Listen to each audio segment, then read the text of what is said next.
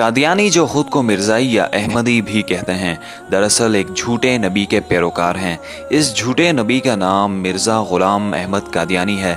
इसके नाम की निस्बत से इसके पैरोकार कभी खुद को कादियानी कहते हैं, कभी अहमदी तो कभी मिर्ज़ाई। मिर्ज़ा ग़ुलाम अहमद कादियानी बरे सग़ीर पाक व हिंद में अंग्रेज़ों का नस्ली वफ़ादार और एक शैतान सिफ्त इंसान कुत्ता था। इसके आबा व अजदाद ने नस्ल दर नस्ल मुसलमानों के ख़िलाफ़ साजिशें करने में बरतानवी अंग्रेज़ों की मदद की। ये वो बदबख्त जमात है जो अक़ीदा ख़त्म नबूवत सल्लल्लाहु अलैहि वसल्लम का वाज़ेह मुनकर है। ताहम आज की इस वीडियो में हम आपको मुल्क पाकिस्तान के उस इलाके की हकीकत से आगाह करेंगे जो कि दुनिया भर में कादियानियों की अक्सरियत वाला इलाका या फिर उनके हेडक्वार्टर के नाम से जाना जाता है। तो आइए चलकर असलियत जानने की कोशिश करते हैं। फैसलाबाद और सरगोदा के तकरीबन दरमियान में वाक़े रबवा नामी शहर आज जिस जगह वजूद रखता है उसे ज़माने कदीम में जुग ढकियाँ कहा जाता था। उस वक्त ये मकाम गैर आबाद और वीरान हुआ करता था। तक़सीम हिंद के वक्त हज़ारों कादियानी पाकिस्तान आ गए और उन्होंने खेमा बस्ती के तौर पर इस इलाके को आबाद किया, जिसे इनके सरकर्दा अफराद कादियान दारुल अमान कहने लगे।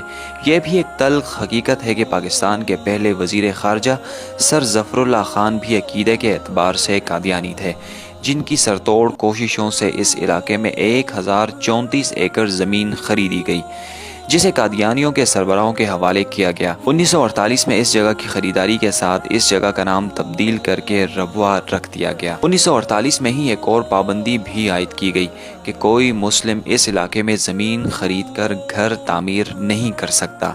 एक और अजीब अमर ये भी है कि इस इलाके के लोगों के लिए यहाँ एक कब्रिस्तान भी बनाया गया है, लेकिन इस कब्रिस्तान के हर कब्र पर लगी तख्ती पर एक इबारत देखने को मिलती है, यानी अमानतुन दफन। जब इस बात की तहकीक की गई तो मालूम हुआ कि कादियानी ये ख्याल करते हैं कि पाक व हिंद की तकसीम आर्जी है और जल्द ही इंडिया और पाकिस्तान एक रियासत में जुड़ जाएंगे और फिर ये लोग अपने मुर्दे निकाल कर कादियान ले जाएंगे।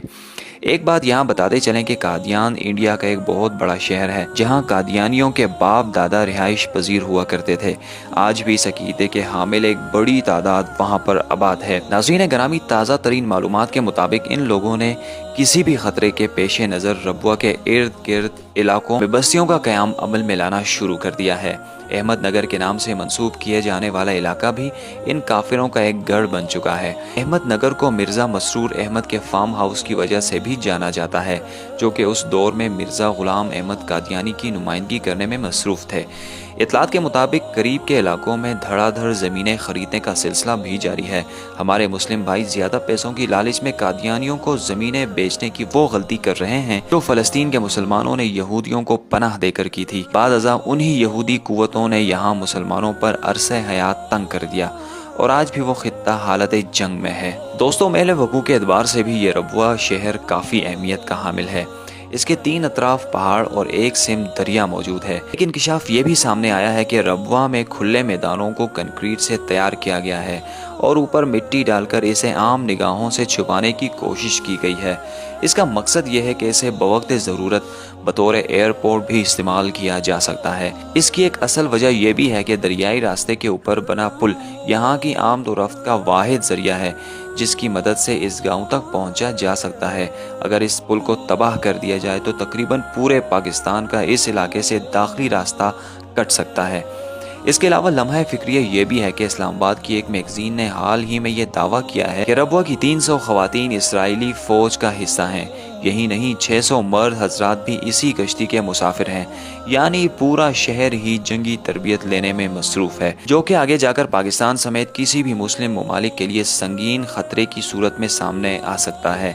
इसके अलावा गैर मुस्लिम ममालिक की इमदाद और फंडिंग भी किसी से ढकी छुपी बात नहीं, जो कि पाकिस्तान में उनकी तादाद को बढ़ाने के साथ साथ असर रसूख भी पैदा कर रही है। और ऐन मुमकिन है कि मुमलिकत खुदादाद पाकिस्तान में फ़लस्तीन और इसराइल जैसे हालात बर्पा हो जाएं। इसे कबल के वो वक्त आ पहुँचे पाकिस्तानियों को और मुस्लिम उम्मा को इन कादियानियों की तैयारियों से आगाह करना होगा। अल्लाह पाक इस्लाम को कायम और दायम रखे और मुल्क पाकिस्तान की हिफाजत करे। इसके साथ साथ हमारी अल्लाह से ये भी दुआ है कि अल्लाह पाक पाकिस्तान को इन कादियानियों से पाक करे। मज़ीद इस तरह की इन्फॉर्मेटिव वीडियोस देखने के लिए आप हमारा यूट्यूब चैनल वही डॉक्यूमेंट्रीज सब्सक्राइब कीजिए और घंटी के निशान को भी दबाइए। शुक्रिया।